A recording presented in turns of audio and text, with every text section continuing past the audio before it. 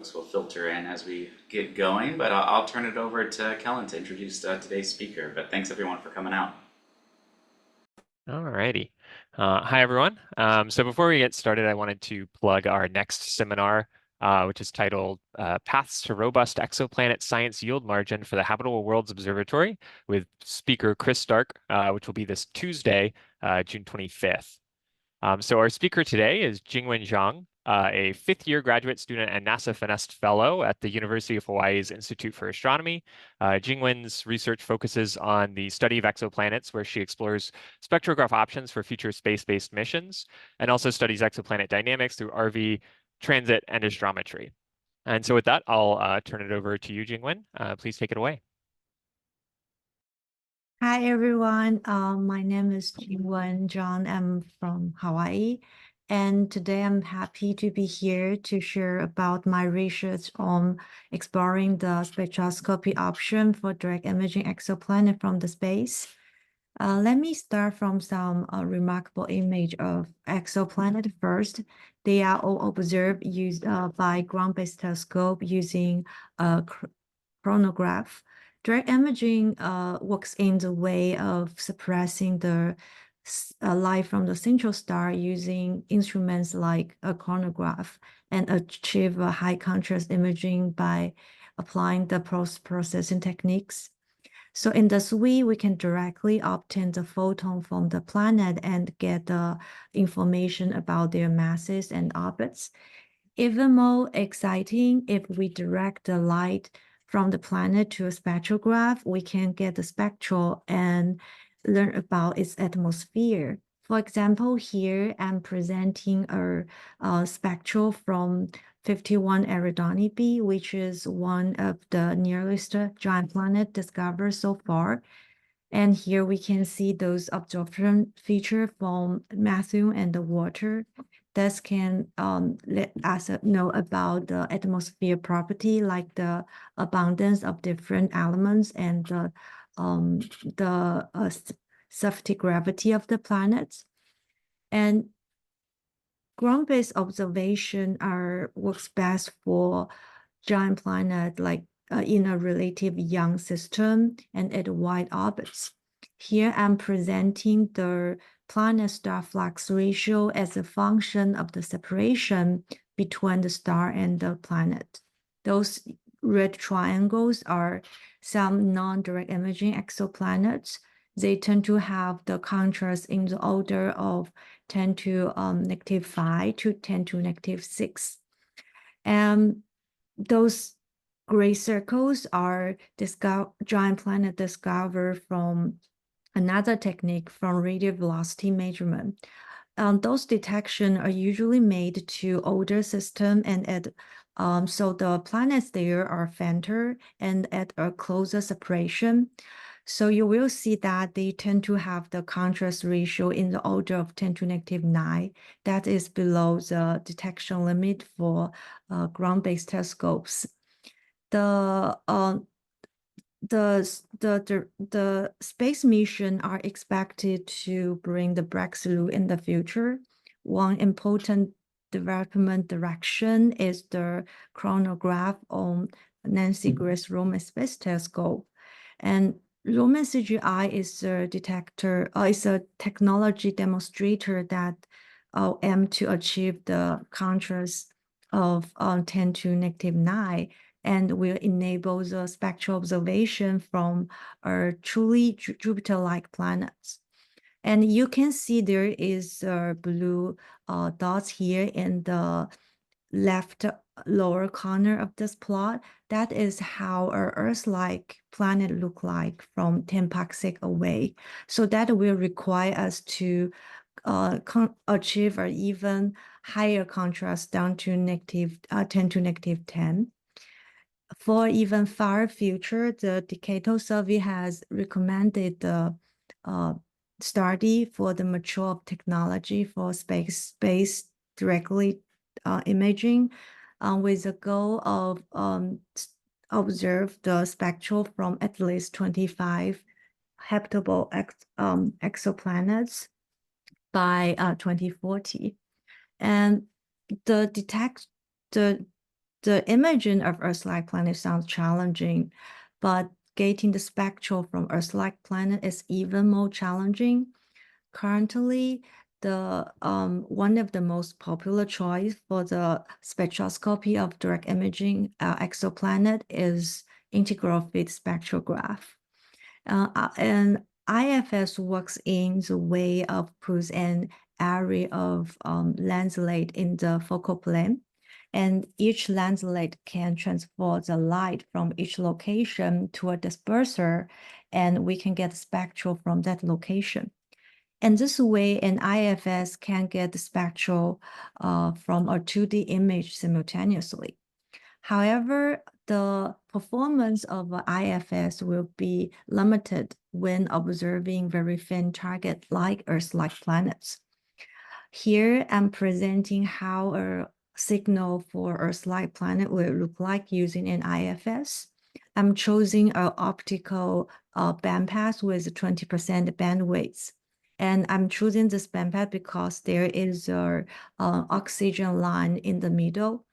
On the y-axis is the count rate in one spectral element in 1 hour. And I'm using a 140 for the resolution. That is a low resolution spectral. I'm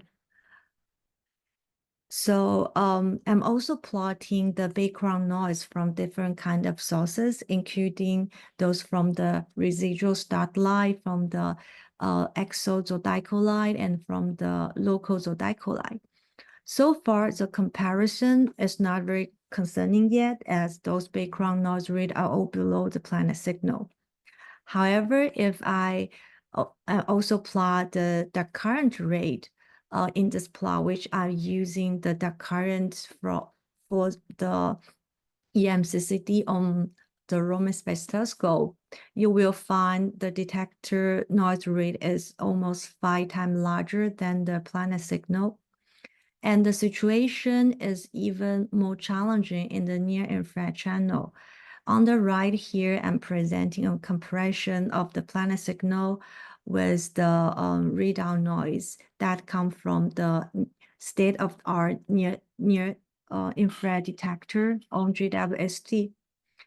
And part of the reason why IFS is sensitive to the detector node is because its working principle. It works in the way of it gets spectral information by dispersing photons into a relatively large number of pixels. So the pixel number determined by 2 factors. One is how many lenslets used by the point source function region. The second factor is how many pixels assigned to get a spectral used by one lenslet, one spectral element. And the motivation of my project is to explore whether there's other spectroscopy option that could be less sensitive to the detector node and use less number of pixels in the observation. And the imaging foreign transform spectrograph just got our attention. And hereafter, I will call it FTS for simplicity. The core part of FTS is a microphone interferometer. So when the light comes into the spectrograph, it will be split into 2 beams by a beam splitter and directly to 2 mirrors. And the 2 beams will be reflected by the 2 mirrors and meet again and interfere. So we can obtain the interference intensity as the output. By moving the position of one mirror, we can modulate the difference in the optical path distance between the 2 beams and measure or different interference intensity as the output. And by scanning a range of the different optical path difference, we can get a intensity as a function of it. And that is called interferogram.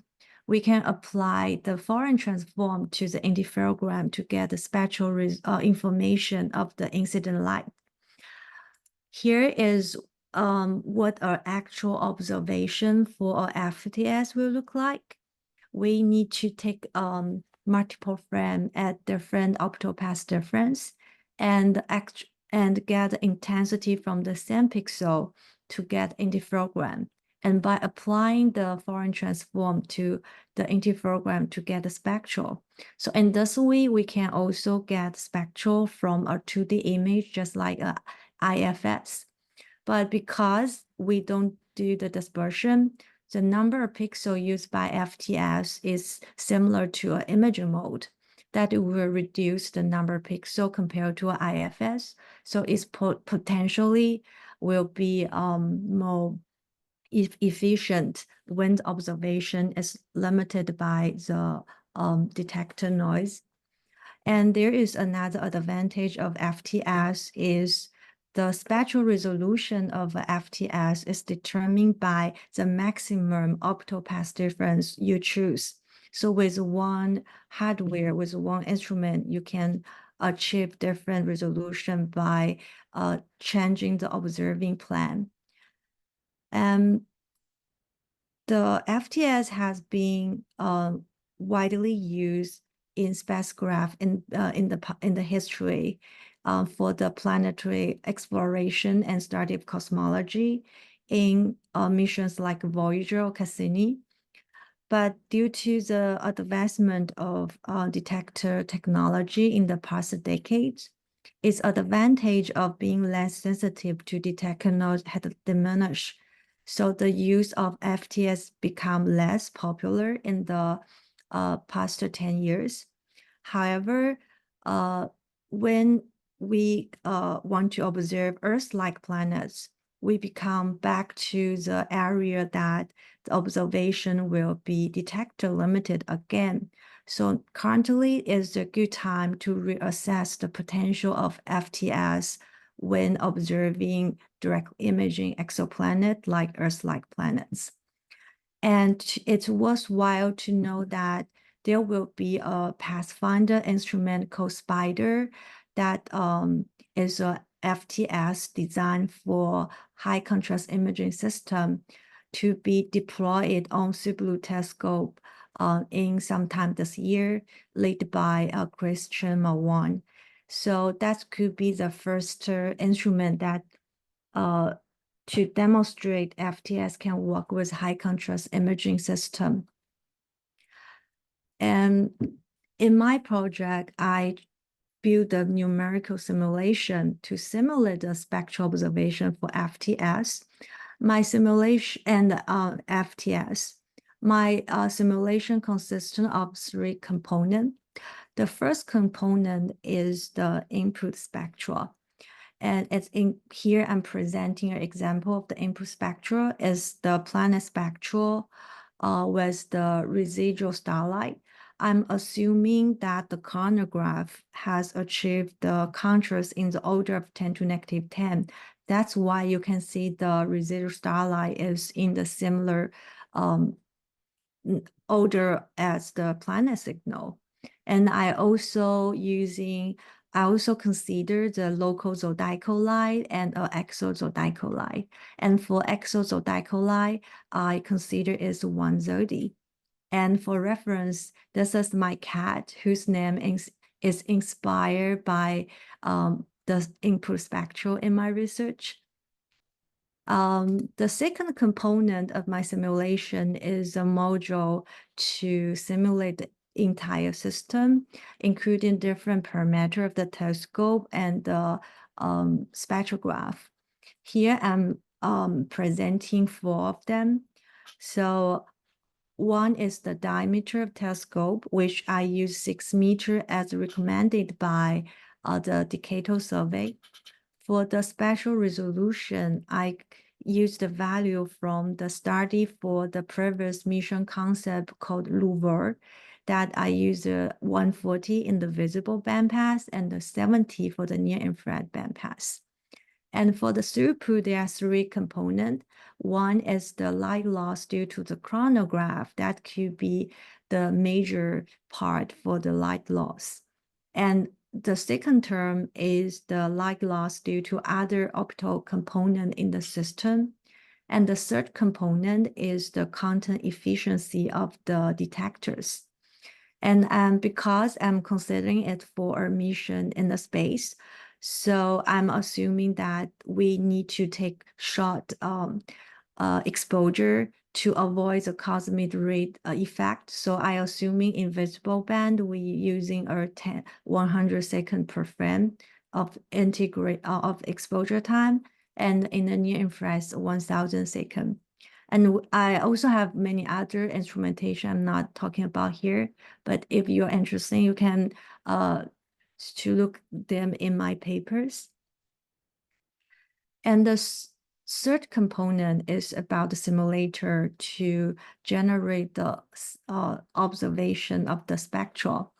And for the FTS, I just simulated the interferogram and as a function of the optical path difference, and I add the detector noise at each step and also photon noise. To get output spectral, I'm using the angular differential imaging technique to do the background subtraction. And I also repeated the simulation for over 1000 times to get what the SNR of the observation will look like. Here I'm presenting an example of my output spectral. The panel A here is the simulated interferogram, B is the simulated spectral, and C is the simulated SNR.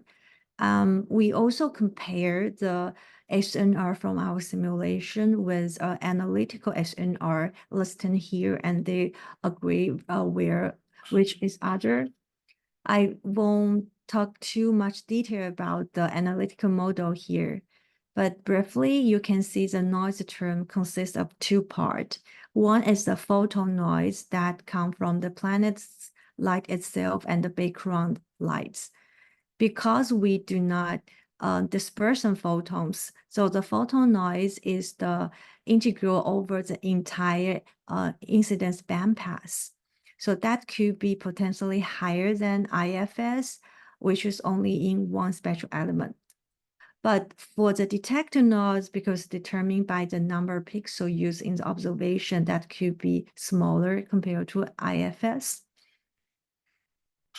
The other part of this is to simulate the spectral observation with IFS. So for this one, it's more straightforward. We just divided the input spectral into several spectral elements, and to add the detector noise and the photon noise at every spectral elements. We consider the same procedure for the background subtraction and get SNR using the same procedure.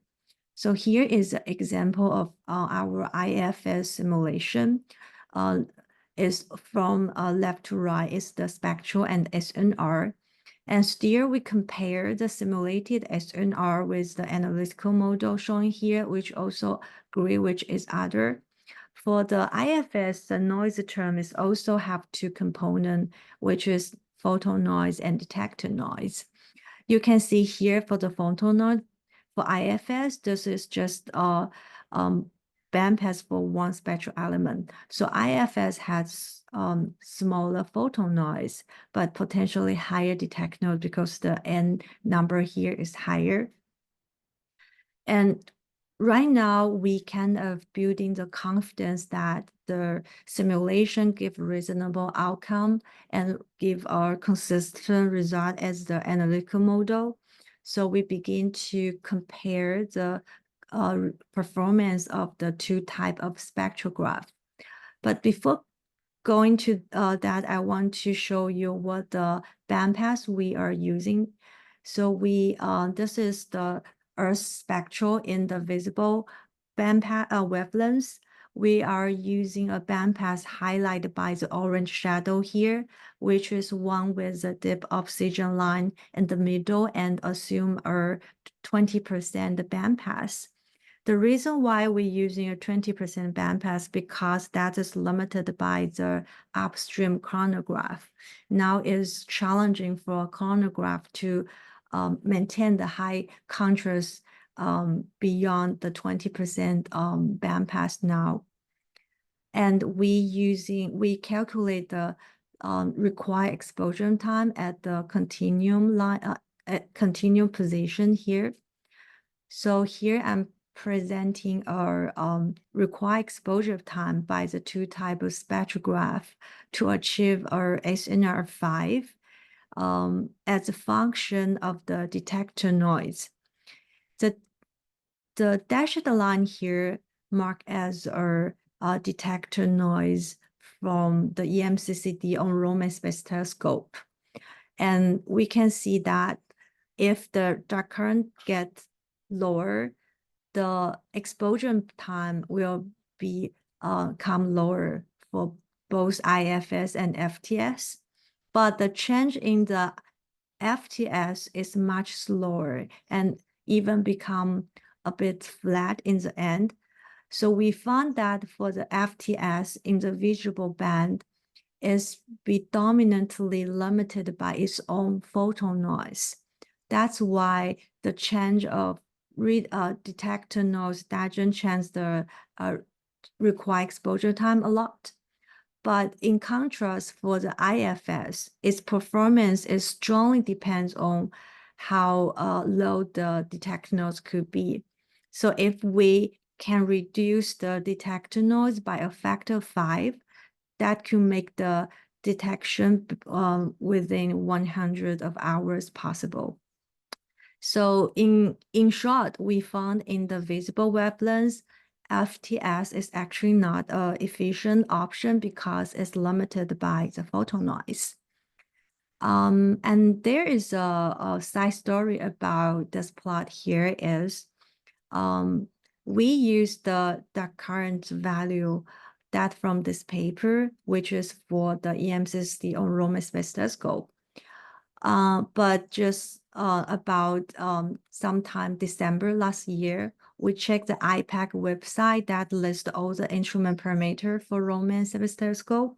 We found that the current rate actually is become much smaller, which is almost 5 times smaller compared to the published value. And in the beginning, I thought it may be a typo because there's no reason why the number changes so much. That's within 6 months. However, after my supervisor and I reach out to the Raman team, and they replied that an engineer found the detector noise can be reduced to the low level somewhere here by invertly operating the EMCCD. So if that is like feasible and it can repeat, that means that is good news for the observation. But in our paper and in this talk, I still using the value from the published paper. But I think that could be an interesting story to share here. And what about the near infrared channel? So because near infrared detector will be more noisier than EMCCD in the visible, they have more higher detector noise, mostly from the readout noise. So for the near infrared channel, we choose a bandpass, also a 20% bandpass, highlighted by the orange shadow covering a wide absorption feature from water. We also consider the exposure time in the continuum in this bandpass. So here is the exposure time to achieve SNR of 5 as a function of the readout noise. The dashed line here marks the value that from the GWST. So we found that with the state-of-the-art detector noise, FTS is more efficient.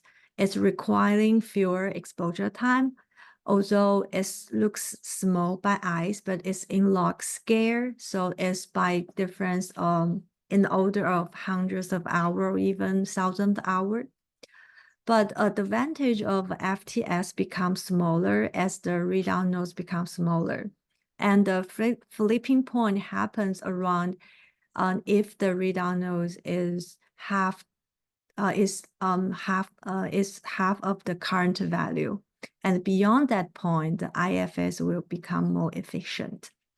And if we want to reduce the exposure time to below 100 hours, we need to reduce the readout noise by almost a factor of 6 to become below 1 electron per frame per pixel. And we also compared their performance over a different instrument parameter. Like here is our time ratio between IFS and FTS. So the blue color means IFS require less time. Red color means FTS require less time. And here the y-axis is the readout noise of the near-infrared detector. And here the result is for the same near-infrared channel as I shown earlier. The y-axis here is the design for the IFS, is how many pixels used by one spectral element by one lenselet. Maybe we can come back a bit to this plot. It's like the number of pixels used by IFS determined by number of pixels in number of lenselet and number of pixels used by one lenselet. So it's kind of the number and pixel is determined by number of pixel in vertical dimension and the horizontal dimension. And for example, a number 4 means is like 2 in vertical and 2 in horizontal is 2 times 2. We found that if IFS use less than 4 pixel per lenselet per spectral element, it will always win over FTS. But if use more than 4, the comparison then depends on how low the readout noise could be. In that case, the FTS will be more efficient if the readout noise is above 2 electron per pixel per frame. And in the end, we also compare their result performance in different filter here. In this plot, the top panel is for the visible wavelengths. The bottom panel is for the near-infrared wavelengths. Different color corresponding to different filter, and I'm using the parameter that designed for from the Luber report as a reference. There are around 10% bandpass. So again, because of the limitation of the chronograph, for the observation, I'm consider it can only do the observation in one filter per time. So the dots means how long the exposure time it requires to achieve a SNR of 5 in that bandpass. And the comparison between the two spectrograph is similar to what I just described for the individual bandpass. But we can see in this plot, like there is some promising bandpass that it maybe could be more visible than other bandpass. For example, in the visible bandpass, you will find that in other scenario, the exposure time rise sharply after beyond 800 nanometer. That is because of 2 reasons. One is there are some wide and deep absorption feature there will cause the count rate become lower. And the second reason is the content efficiency of EMCCD in the visible drops a lot after 800 nanometer. So that's why it requires very long time in those bandpass. So I think the more visible bandpass is those below 800 nanometer, and especially this one with the deep oxygen line here. And in the near-infrared channel, the exposure time in other case also increase at the increase of the wavelengths. That's it because the PSF region become larger as the increase of wavelengths. So we will use more pixels in the observation and higher detector noise. So the most promising channel is the bluest channels with the water absorption feature here. And that is, we also compare a lot of other things in our paper, but I will briefly mainly talk about this result here. And the last slides I want to share is about some future plan. So you will find from the previous slide is that the absolute time scale for the observation is very long in the time scale of like thousands or hundreds of hours. And even with a very low detect noise, I assume that we can achieve in the future. That is also like hundreds of hours. That is in months. So for the next step, like we want to explore another type of spectrograph called filter spectrograph.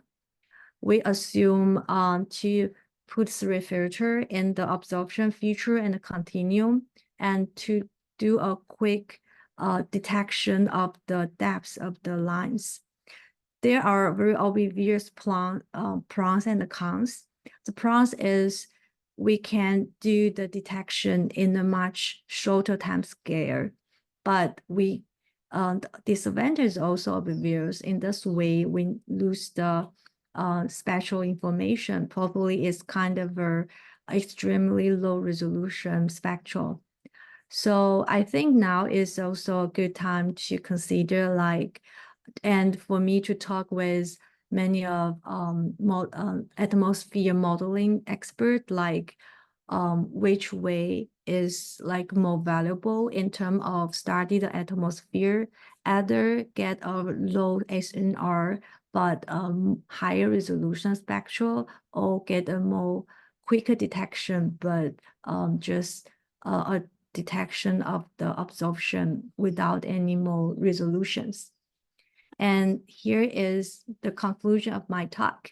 So basically, in this project, we compare the performance of FTS and IFS to get a spectral from Earth-like planets from using a space-based direct imaging telescope. We found in the optical, FTS is not a good option because the limitation from the photon noise. But in the near infrared, we found that the comparison depends on the design of IFS and how low the technology could be. And with the state-of-the-art value FTS is more efficient.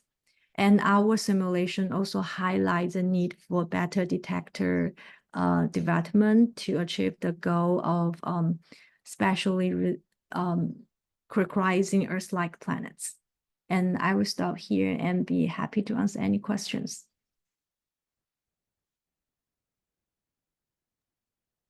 Awesome. Thank you so much, Jingwen. While we wait for questions from the audience, I'll ask a quick one. Oh, actually, Chris has one already. Chris, please go ahead. Sure. Hi. Thanks for a great talk. I enjoyed it. I have a comment and a question. The first comment is you showed your spectra of the different background and signal sources, and your exozodi looked like it had the same spectrum as the zodi, multiplied by some factor. So the exozodi should have the same color as the target star. So I'm not sure what you're assuming for exozodi inputs there, but it's not just a multiplicative factor of the zodi. Yeah. The question I have is I must have missed something fundamental about how an IFTS works. So how are you using fewer pixels, and what are you trading off to get that? So for the you must know about IFS. I don't need to talk about that. So for FTS, the way we get spectral is we basically just do imaging and multiple imaging at different by moving a position of the mirror and get intensity from the same pixel to get interferogram and to get spectral. So the number of pixels, but we consider two outputs, so we need to use two camera.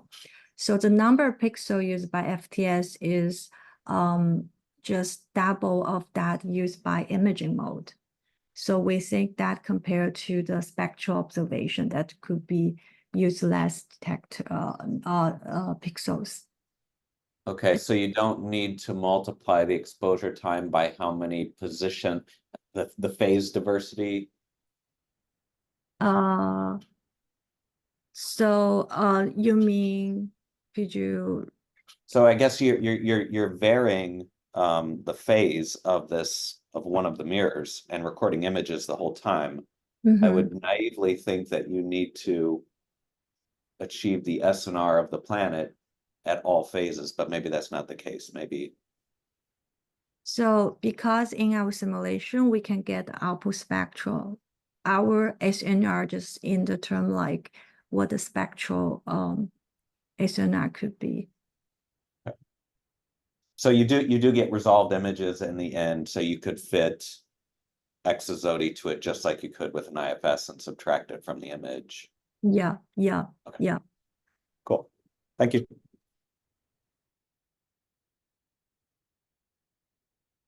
All right. Well, I'll ask a question.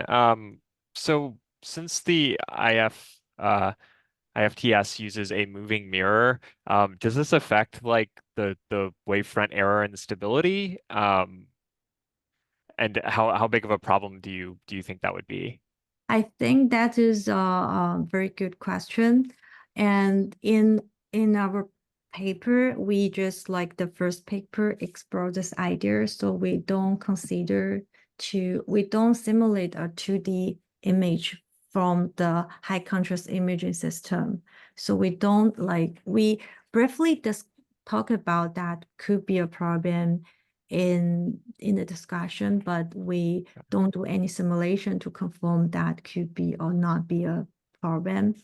But I think as I mentioned, there will be a Pathfinder instrument on Subaru telescope, and I think their work could be really good opportunity to see whether that could be like FTS moving mirror could be a problem for wavefront control system. Okay, cool. Thank you. Do we have any other questions? If not, Avi? Yeah, great talk, Jingwen. Great overall explanation of the whole pipeline that you've built. Very impressive overall. You must include this, but maybe you could explain, because the key about an IFS is that everything is simultaneous, that you get all of the after processing the data cube, whatever, you get this data cube of images that were all taken at exactly the same moment over the spatial dimension in that sense. I'm a little confused with the IFTS, whether things are taken at once or which things are consecutive and which things are simultaneous in terms of the interferograms versus the spatial dimension and so forth. I don't know. So in terms of like spatially resolved spectral from to the image, FTS is the same as IFS. Like here is a good example. Like we can just take multiple frame like at different optopath difference and got the intensity and get spectral from that pixel. We can get spectral information from any pixel in the 2D image. So that is like get the spectral simultaneously. And the spectral information is just like FS is get by like integrating in the total exposure time. So that is not like thermal change. Is like you integral for example 10 hours. So that spectral is like coming from the photons information from that 10 hours together. Okay, but all of the spatial elements are Just simultaneously. Mm-hmm. Okay. All right. Great. Yeah. Thank you.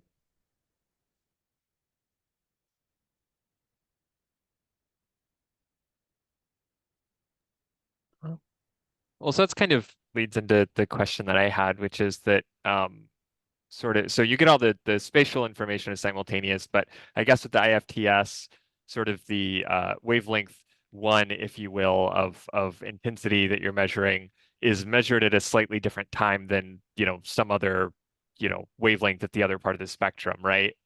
Mm-hmm. And so naively, I would expect that, details of the observatory performance, like wavefront stability, will affect the IFTS more than the IFS, since you might have slightly different, the wavefront might evolve somewhat during that time. Is that something that you've considered in the observation, or sorry, in your simulations, or is that kind of for a next project? You mean the delay by the wavefront control system could be influence FTS more than IFS? Yeah. I think I do not consider that, but I think that is also something that need to like more detailed simulation of the high contrast imaging. Okay. And I think I will still refer you to like the work led by Chris Merchant-Malone on the instrument called Spider on the Cool. group. Okay, yeah, sounds good. Thank you. So it looks like we have a question from Julie Crook. Please go ahead. Hi, can you hear me? Yep. So thanks for this talk. It's great. We flew a Fourier transform spectrometer on CERS Cassini, and it was because it was in the far infrared. It was a pretty long travel range for the mirror. And I'm just wondering, in this particular case, have you analyzed how far the mirror and the constraints on that would need to be done for? Because it was a challenge back then. We got there, but it was, there were multiple challenges with a Fourier transform spectrometer, and even in the far infrared, the alignment requirements were very tight. I'm just wondering, given this is going to be optical to near infrared, Yeah. what are your thoughts there? Here is an example of our simulated interferogram. So this is like I assume the same resolution of 140 in the visible channel. So you can see the maximum like scanning optopath difference like 50,000 nanometer. So I think part of the reason is we don't assume a very high resolution. It's like the spectral resolution is only 140 in visible and 70 in the near infrared. So that do not require many, like a large maximum optopath difference. Okay. All right, thanks.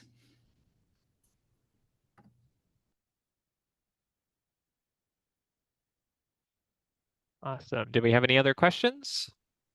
Feel free to post questions in the chat as well if you'd prefer.